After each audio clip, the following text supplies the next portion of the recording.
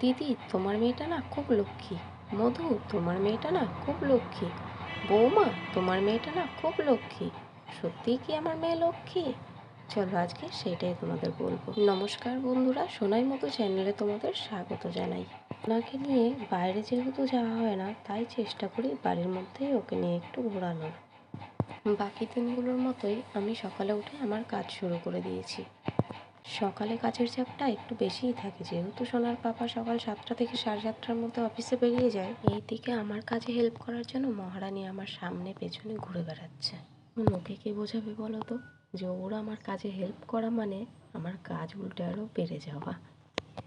এইবার তোমাদের প্রশ্নের উত্তর দিচ্ছি।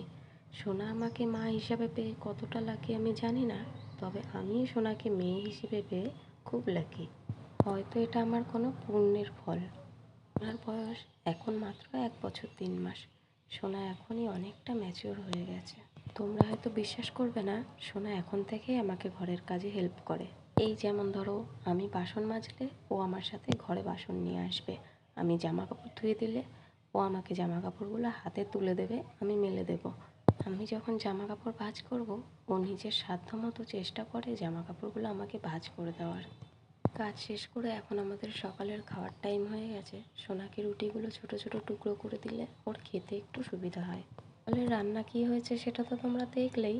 আসলে শর্ট টাইমের মধ্যে এর থেকে ভালো কিছু আর হয়ে ওঠে না। কথা বলতে বলতে খাওয়াটাও শেষ হয়ে গেল। এবার যাব আমি বাজারে। বাজারটা আসলে সোনার পাপাই করে। ওর টাইম মেনটেন করাটা খুব প্রবলেম হয়ে যায়, তাই আমি ভাবলাম যেটুকু আমি পারি সেটুকু হেল্প করে দিই।